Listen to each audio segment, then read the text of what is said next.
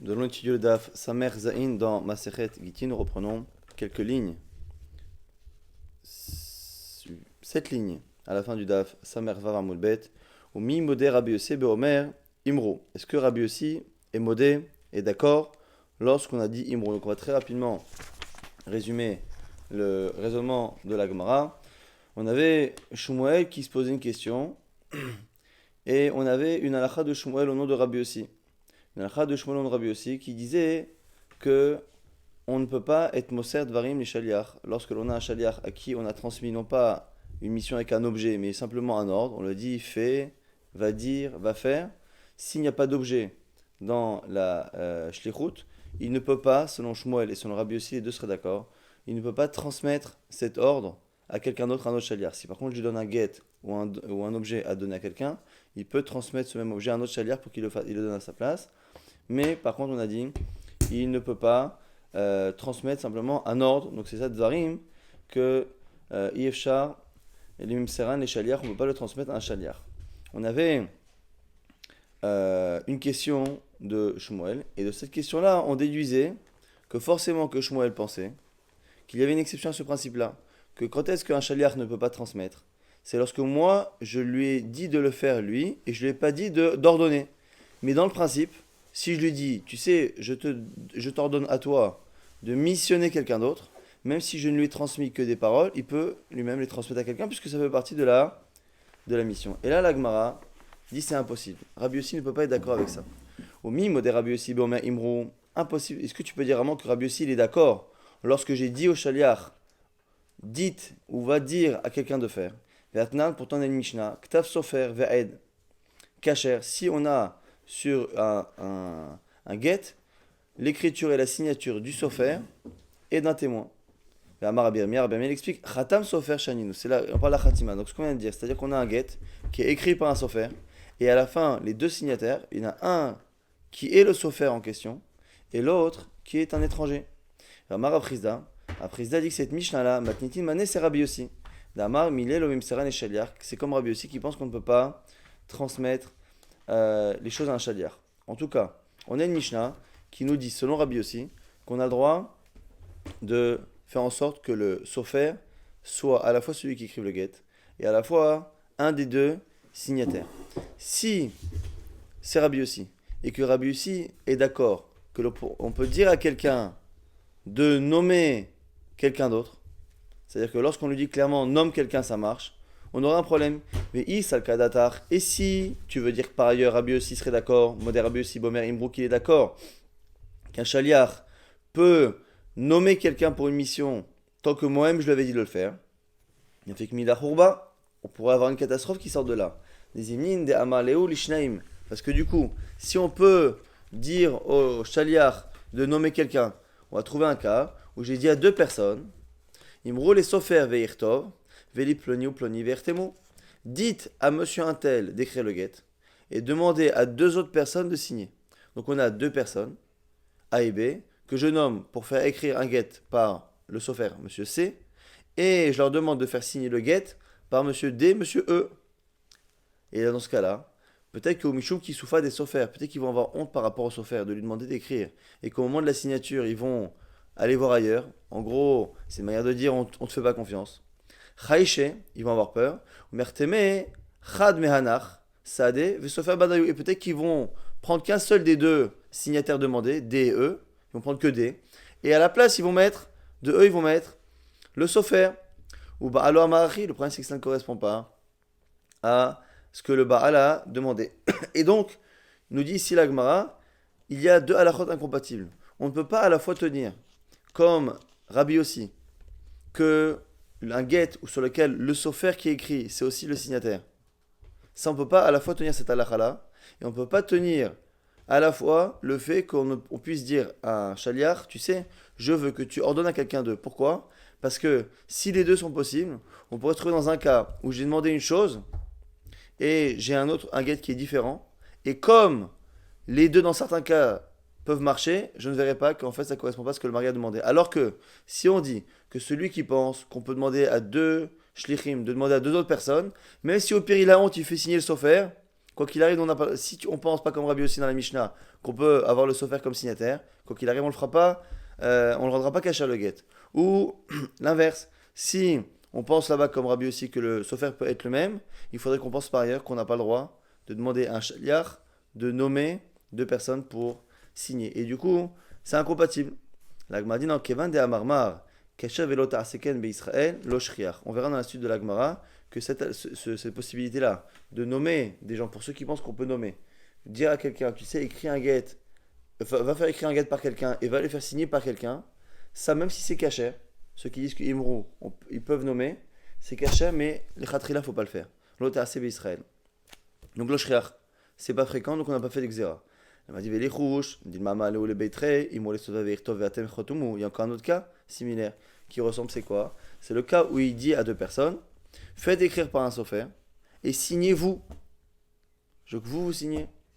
Et pareil, ils vont arriver, ils vont écrire au sofer. Et lorsque le sofer aura fini d'écrire, ils auront honte de signer les deux sans lui. Donc ils vont le faire signer. Ou et ça correspond pas à ce que le mari a fait, donc le cas n'est pas caché. La Gemara donne la même réponse. Amré, Hanami, Keshav elota asehu. Là aussi, on pense que c'est caché ce cas-là, de dire à deux personnes, allez faire écrire le guet par un sofer et signez-vous, comme tout à l'heure le cas où il a dit et faites signer par quelqu'un d'autre. C'est caché, mais on n'a pas le droit de le faire les khatrila, donc du coup il n'y a pas besoin d'être gozer. Et donc on n'a pas peur du cas où à cause de la honte, de la gêne par rapport au sofer, ils vont faire autre chose que ce que le mari a demandé. Elle m'a dit ça c'est pas une bonne réponse, pourquoi? Parce que cette réponse-là n'est pas selon tout le monde. Anichal et mandé à Marc assez. Ça va, comme on verra dans la suite, selon ceux qui pensent que les khatrila, faut pas le faire. Les mandé à Marc assez, Michael Memar, ceux qui pensent qu'on a le droit de le faire. On devrait craindre.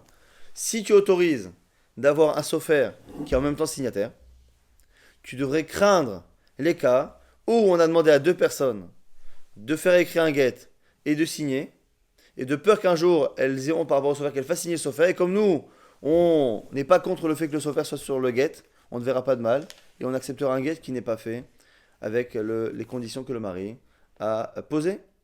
Et là, Rabbi Yossé, Tarte Amar.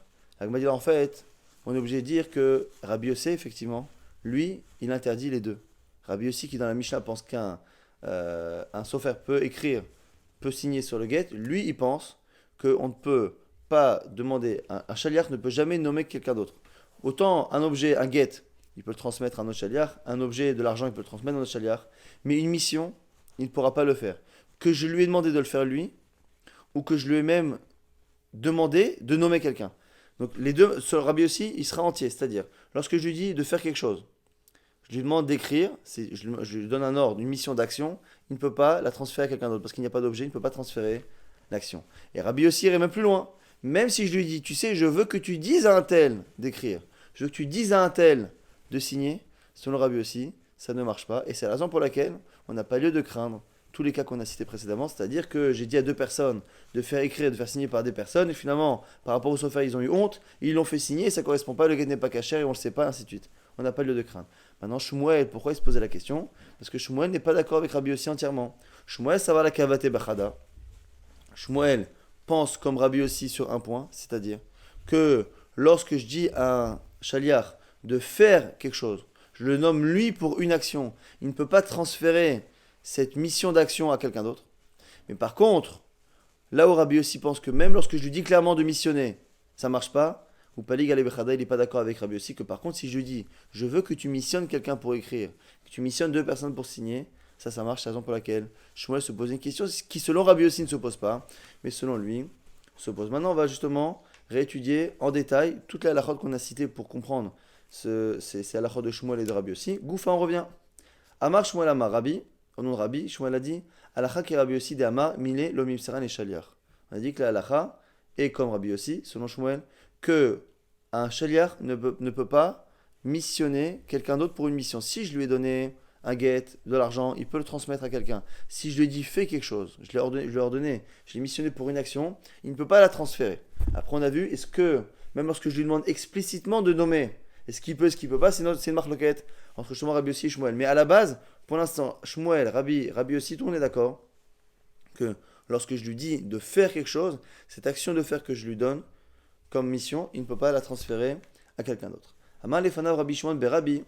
Rabbi Shimon le fils de Rabbi, a dit Mechar, chez Rabbi Meir, et Rabbi Chanina Ish Ono, Cholkima Rabbi aussi, puisque dans la Mishnah on a vu qu'il y a Rabbi Meir et Chanina Ish Ono qui ne sont pas d'accord avec Rabbi aussi.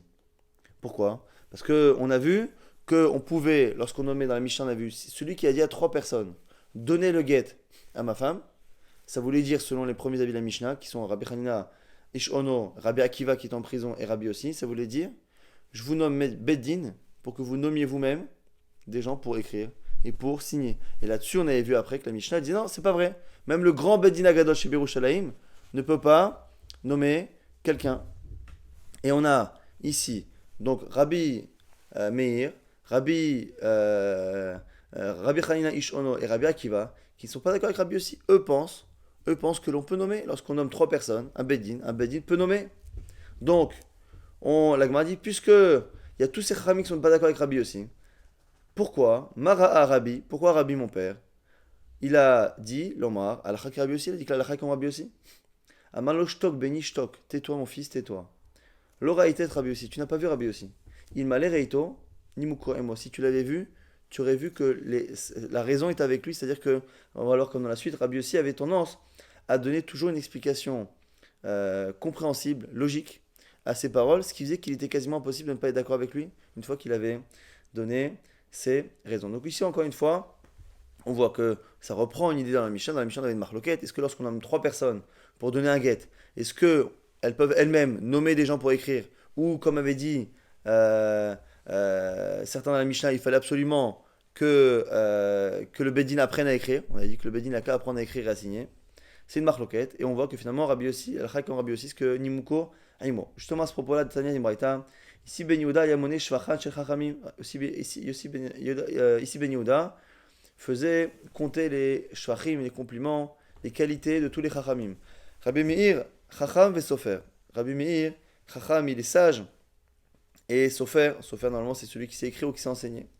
Rabbi Yehuda, on ne va pas tellement rentrer dans les explications parce qu'il y a plusieurs explications possibles. Rabbi Yehuda, Chacham, Iksheyirtse. Rabbi Yehuda, il est Chacham quand il veut.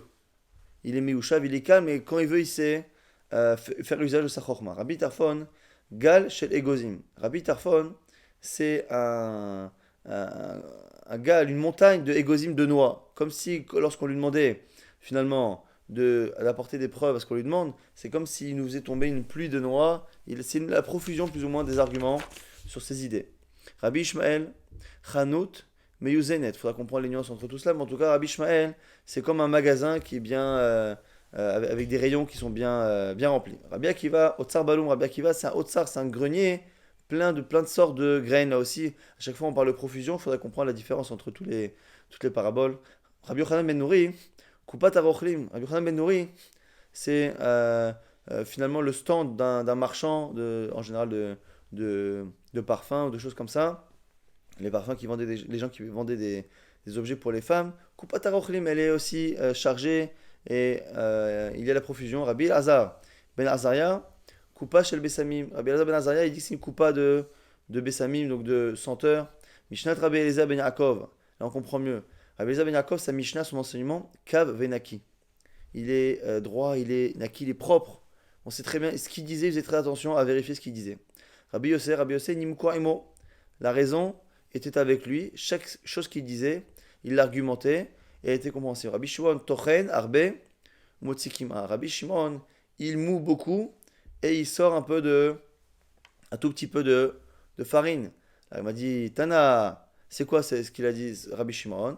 Alors, Meshakach Kima, c'est quoi qu'il perd un peu de farine? C'est qu'il oublie très peu de son enseignement. Ou Mashimotzi Ino Motzi La Soubine. Et en plus, non seulement il perd peu de son enseignement, mais il ne sort qu'une farine très très fine, c'est-à-dire qu'il ne sort qu'un enseignement qui est trié plusieurs fois. Rabbi Shimon les Talmidav, et ainsi disait Rabbi Shimon à ses élèves, Banaï, mes enfants, chez nous Midotai, prenez de ma Torah, chez Midotai, Trumot, Mitrumot, Midotav chez Rabbi Akiva, car finalement, ma Torah, mes halachot que je vous enseigne, sont des prélèvements, des ajustements, des vérifications multiples sur les paroles de Rabbi Akiva. Goufa, on revient sur l'halachot qu'on a cité. Amar Lishnaim, celui qui dit à 2 personnes, Imrou les sofer veirtov, dites à un sofer d'écrire. Donc on est selon le man de Amar, qui pense que même si un chaliar ne peut pas lui-même transférer sa mission, Si moi je lui demande de missionner, ça marche. On a dit c'est pas évident que tout le monde le pense comme ça, mais là on pense que oui. Imro les sofer veirtov. Donc ici on a dit à deux personnes, allez dire au sofer d'écrire un get. Veliploni veirtemu et dites à un tel et un tel de signer. Amaravun amarav kacher velo ta'aseh zot beIsraël. On a dit tout à l'heure et Rav leur dit ici que c'est caché, mais il ne faut pas faire ainsi. Amalé oula le Rav Nachman, Amrela Rav Nachman oula. Si il y en a qui disent c'est oula qui a dit Rav Nachman, il y en a qui disent que c'est exactement l'inverse, quoi qu'il arrive. Mais caché, si c'est caché, Amaïlo ta'aseh beIsraël, pourquoi ne pas le faire? En Israël, pourquoi il y aurait une misva de ne pas faire ce genre de guette? Amalé chayshinan shema tiskor edim, de peur que la femme paye des gens pour faire cela. C'est-à-dire ici, c'est que on a des gens qui vont venir voir quelqu'un. Il dit voilà, monsieur le sofer, nous ne sommes pas le mari. Bonjour, messieurs les signataires, nous ne sommes pas le mari, mais nous sommes missionnés par le mari. Missionnés par le mari pour que vous, monsieur le sofer, vous écriviez, et vous, monsieur. Donc, ce qui veut dire qu'on aurait ici des témoins et un sofer qui écrivent sans avoir vu le mari. Et ça, on a peur que quoi? Qu'à terme, ce soit la femme qui le fasse. La femme se dit si les gens écrivent un get et signent un get sans la présence du mari, moi je vais payer deux personnes. Je vais leur dire allez voir le sofer, allez voir deux témoins, dites-leur que monsieur un tel veut divorcer, et ça devrait marcher. Donc c'est pour ça qu'on ne le fait pas. Quoi, on craint ce genre de choses. Véatania, pourtant il y a une braïta qui dit elle dit Machatumim, Asedem Mekar, Veagetisha, les témoins qui signent sur un champ d'acquisition, sur un document d'acquisition d'un champ, ou à Getisha ou sur un document de divorce d'une femme, lo chashu chachamim la davarze, on ne craint pas qu'il mente. L'agma dit maase lo avde dibura kaamre. Non, tu as raison. Des fausses signatures, on ne craint pas. Que quelqu'un signe à tort, c'est faux. C'est vrai qu'on ne craint pas. On dit que Edim Achatumim al Ashtar, quand on a des témoins qui signent sur un document, c'est comme si c'était Nerkora Edoutam Bevedin, c'est comme si la Edout avait été vérifiée au Bedin. Simplement ici, qui peut mentir? Ceux qui parlent. Donc ici, ce qu'on est en train de nous dire, c'est que payer des gens pour faire une signature, on ne trouvera pas.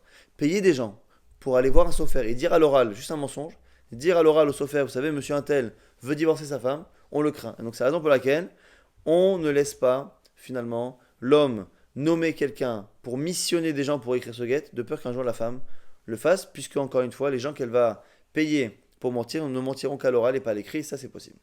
Amal Ishnaim, l'autre cas un peu similaire, Imrou le sofer veirtov ve'atem chatumo. Quand on missionne quelqu'un, on lui dit voilà, allez demander au sofer d'écrire, mais signez vous, je veux que vous signez. Alors là, on dit quoi? Raprise d'Amar, kacher velo terrassé, c'est kacher, mais il ne faut pas le faire.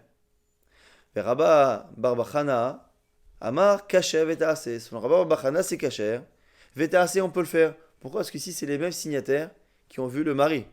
Donc, c'est particulier. Rav Nachman, kacher velo terrassé.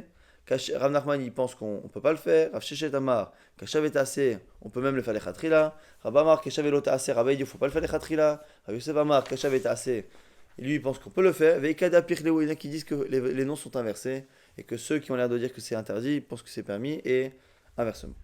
On revient sur la Mishnah.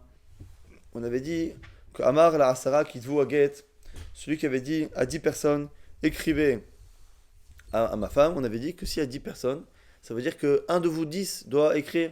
Donc un écrit et c'est pas la peine que tout le monde écrive.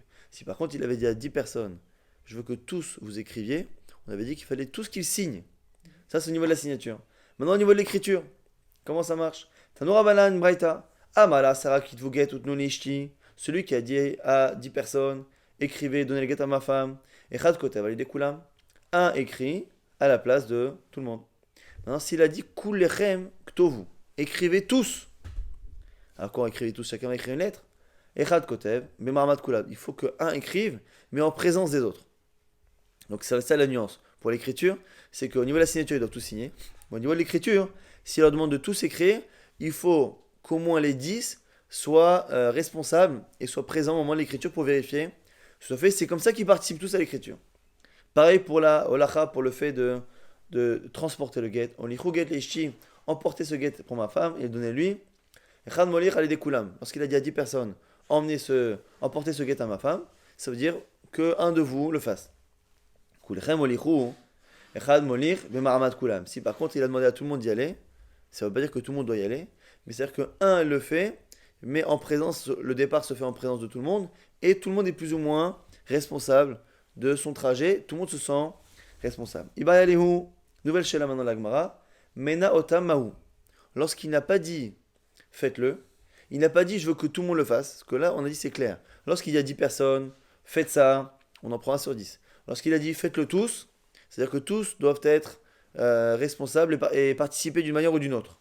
Maintenant il n'a pas dit ça, mais il les a comptés. Ils sont 10, il fait 1, 2, 3, 4, 5, 6, 7, 8, 9, 10. Donnez le guet à ma femme. Est-ce que le fait d'avoir compté, c'est une preuve qu'il veut tous les inclure, ou non, il comptait juste le fait de, justement pour voir si combien de personnes potentielles pour le faire. Ravuna Amar, Mana Enoch Ekulechem. Selon Ravuna, le fait de compter, ça ne veut pas dire qu'ils veulent tous les nommer. Rabbi Yochanan Mishum Rabbi Elazar, des Min Roma, Amar Mana Areok Ekulechem. Donc on a Rabbi Yochanan, au nom de Rabbi Elazar, qui vient de Rome, qui dit que c'est comme Kulechem. Le fait de compter, c'est comme c'était Kulechem. Amar Rav Papa, Rav Papa nous dit Vélo plié. Et ne crois pas qu'ils sont en discussion. Les deux parlent de deux cas différents. Hademana Kulhu. Ça dépend s'il a compté tout le monde ou pas. On a un groupe de 10 personnes. Soit on fait 1, 2, 3, 4, 5, on va pas jusqu'au 10, on dit tiens bon, allez, donnez le guet à ma femme.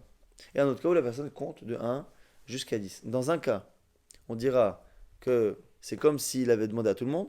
Dans un cas, on dira que c'est comme s'il n'avait pas demandé à tout le monde. Maintenant, dans quel cas, la Gemara dit c'est les deux possibilités.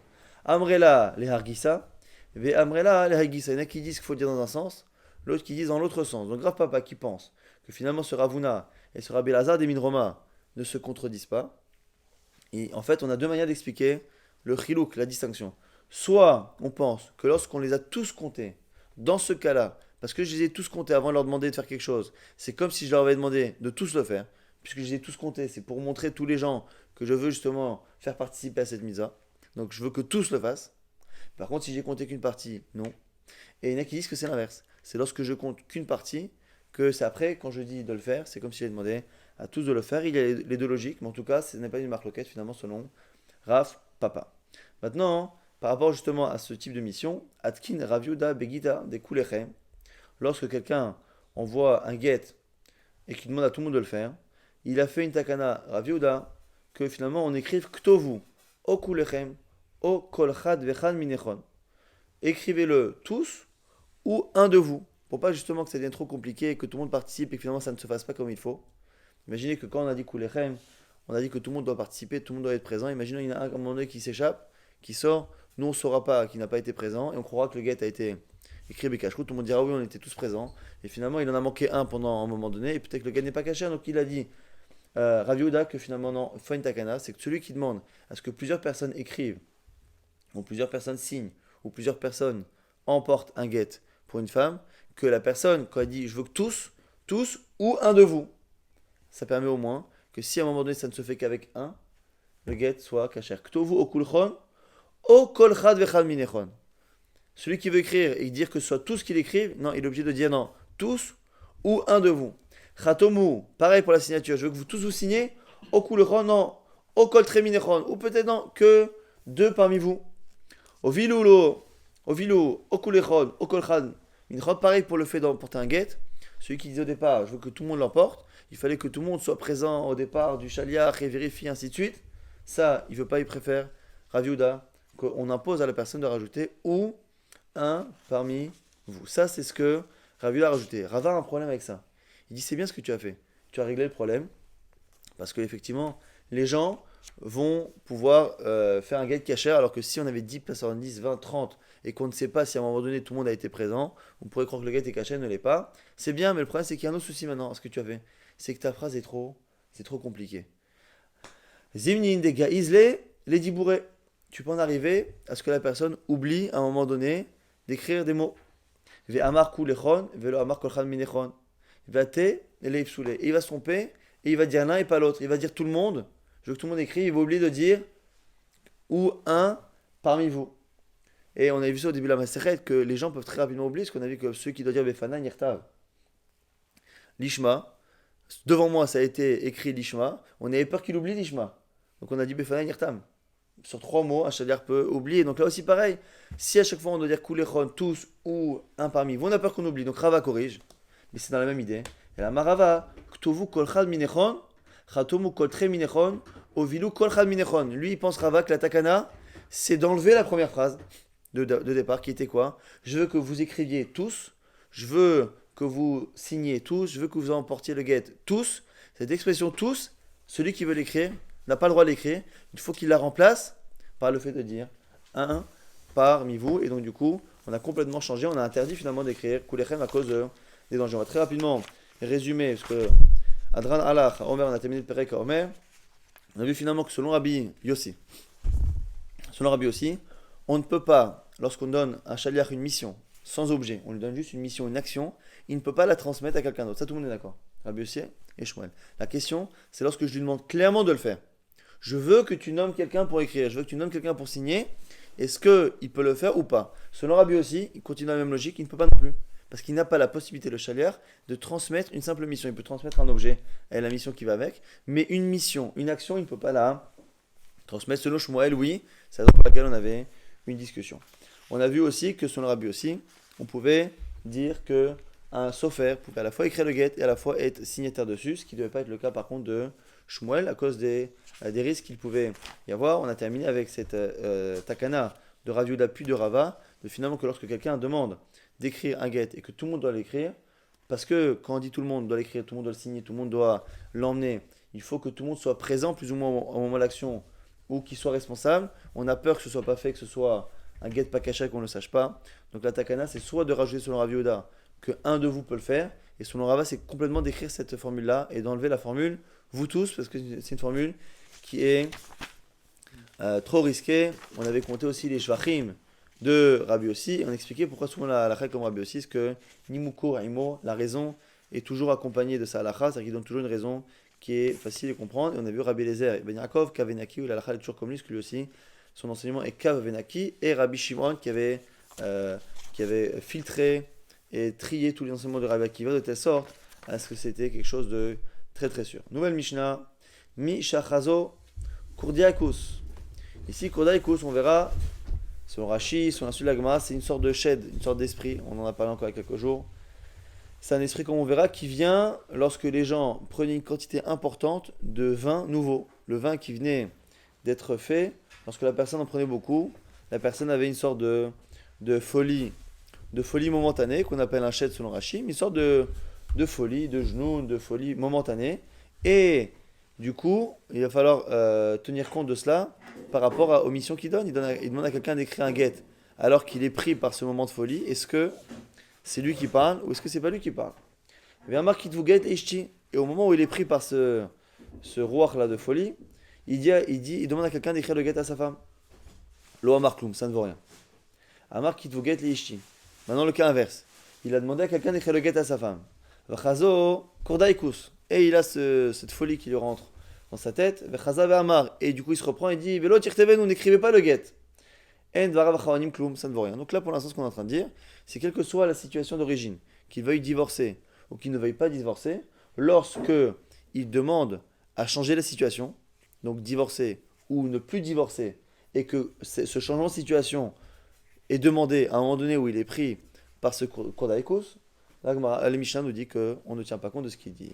Nishtatak, un cas maintenant où quelqu'un devient sourd, muet, il ne peut plus parler, il devient muet pendant en plein milieu de sa vie, comme ça, par une maladie. En général, quelqu'un qui est sourd-muet, il ne peut pas forcément avoir de da'at et d'esprit justement pour répondre. Et la question ici, ça va être, on va essayer de voir justement de Bodek, on va vérifier s'il a encore toute sa tête. S'il a toute sa tête, à ce moment-là, on peut tenir compte de ce qu'il dit. Et on lui a demandé, dis-moi, tu veux écrire le get à ta femme? Il a dit qu'on pensait qu'il voulait écrire le get à sa femme avant. Il devient sourd-muet à un moment donné. Du coup, on lui demande, dis-moi, tu veux toujours écrire le get à ta femme? Virkin Berocho, et il fait signe avec sa tête que oui. Alors pour cela, Botki Moto Shlavamim, on le vérifie 3 fois.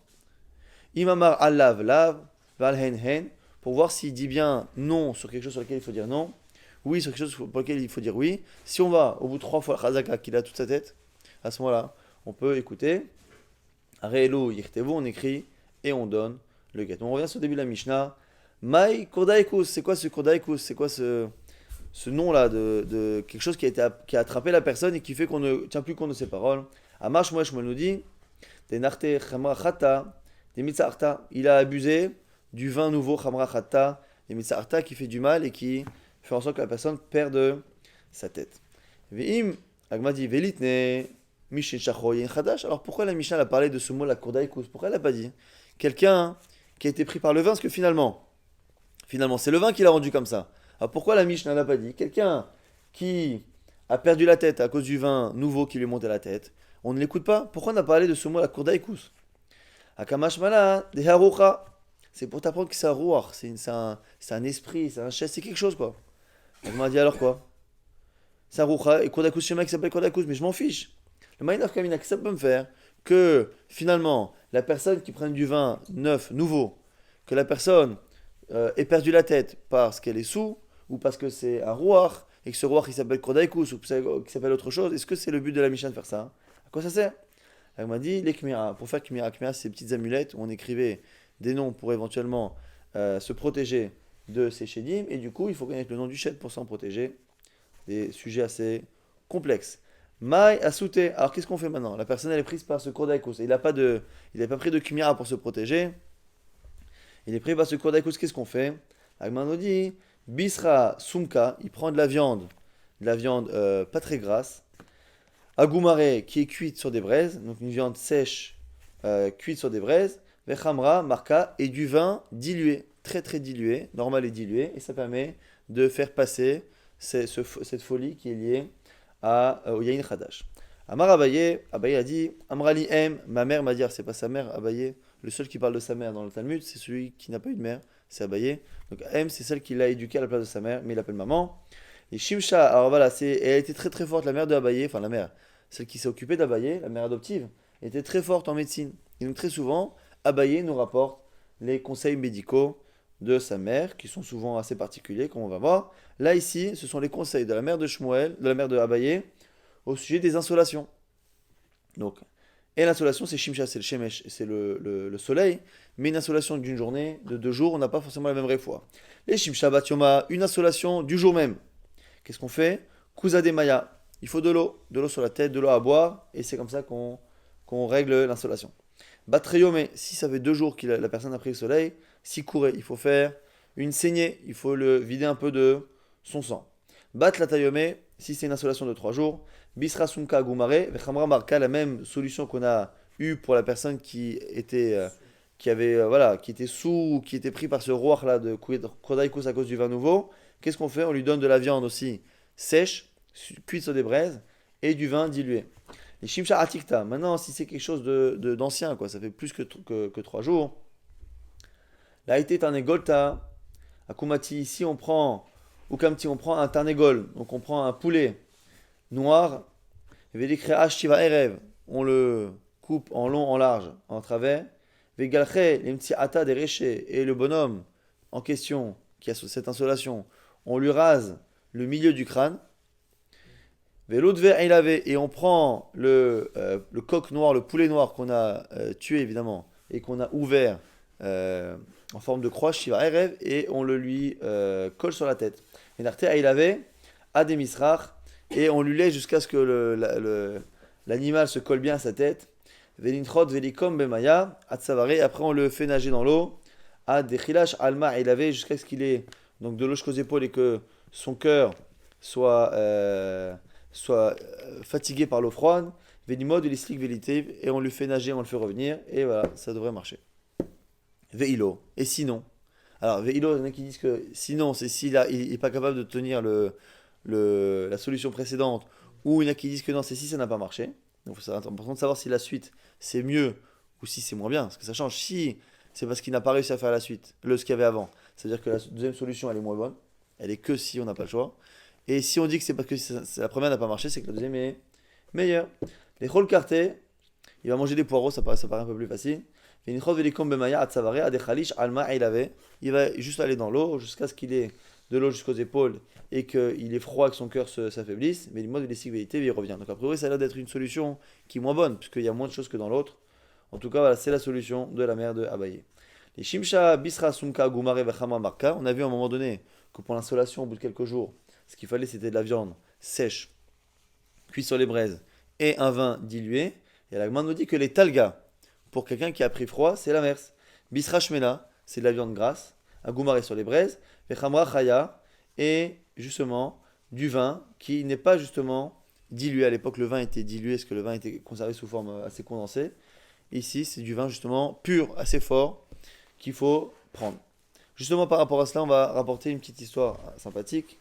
Rav Amram Chassida, on avait Rav Amram Chassida le Chassid, qui avait Metsarin les Bei Resh Galuta. Il était les gens de Resh Galuta, le contraire. Donc Resh Galuta, c'était le dirigeant de la Galoute, le dirigeant du Ham Israël, qui normalement était descendant de David Ameler.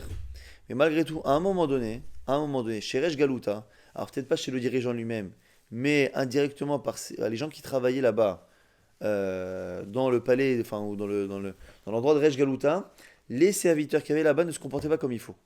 Donc il y avait une certaine violence et des Gemorot qui rapportent même qu'ils avaient un comportement un peu mafieux. Ils allaient voir les gens, ils les forçaient, ils les tapaient, ils les contraignaient. Donc même si c'était pas le Resh Galuta lui-même, mais il y avait dans le comportement des gens qui tournaient autour du Resh Galuta, de ce dirigeant de la Galoute, il y avait un comportement qui n'était pas comme il faut. Et ce Rav Amram Chassida, qui était Chassid Tzadik, qui faisait la Torah comme il faut, les gens de Resh Galuta, les serviteurs de Resh Galuta, l'avaient pris en grippe. Avou Meganoulé à Talga. Ils l'ont forcé à dormir dans la neige. Du coup, il a pris froid, ce qu'on appelle Talga. Les Machar, Amrou, les lendemain, ils l'ont dit Maïni Chale les Mar, Delaïtoulé. Qu'est-ce que tu veux manger? Donc, c'était un chassid, c'est quelqu'un d'important. Donc, il le contrariait de manière indirecte, sans le faire de manière directe. Après, il lui demandait qu'est-ce qu'il veut manger. Donc, lui, il s'est dit ils sont obligés de me demander ce que je veux manger. Parce que je suis un chacham, mais je suis connu. Donc, ils me demandent, mais en fait, qu'est-ce qu'ils veulent? Ils veulent me faire du mal. Ils sont arrangés pour que je puisse pas dormir à l'intérieur et que je dorme dehors. Là, ils me demandent ce que j'ai à manger, mais en fait, ils vont pas me donner ce que je demande. Parce qu'ils veulent pas que je sois bien, ils veulent pas que je sois en bonne santé. Alors quoi? Il dit, Hané, ceux-là, Kol Damina Leho, mi part après. Tout ce que je leur demande, ils font l'inverse. Donc, comme je sais que j'ai pris froid et que je dois prendre de la viande grasse et non pas sèche, et du vin pur et non pas dilué, à Maléo, je vais leur dire l'inverse. À Maléo, il me faut Bisra Sumka Agumare, mais Chemra Marka. Il leur a donné la recette pour celui qui a une insolation. Il dit en fait, il me faut de la viande sèche et du vin dilué. Eux, du coup, pour le contrarier, lui ont apporté l'inverse. Avec tous les Inho Bisra Shmena Agumare Vechamachaya, il lui a apporté le vin opposé et la viande opposée. Et du coup, il a eu ce qu'il voulait. Sham'a Yalta. Yalta, c'était la femme de Rav Nachman, mais c'est aussi la fille de Resh Galuta. Donc elle était respectée là-bas, donc elle n'a pas eu peur, elle, de s'opposer. Elle a entendu ça. Les Bemasuta, elle l'a fait rentrer dans l'endroit du Resh Galuta. Elle lui a permis de rentrer dans l'endroit où il y avait un mechatz, des bains pour se réchauffer et se laver.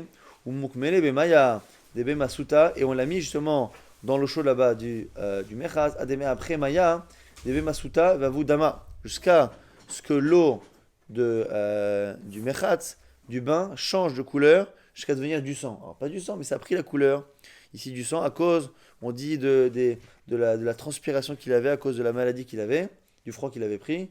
Vekae, bisre, pchité, pchité, et le fait qu'il avait froid et qu'il se mette pendant très longtemps dans l'eau chaude, sa peau a fait des cloques, sa peau a changé de forme tellement il est resté dedans et c'est comme ça qu'il a aussi guéri.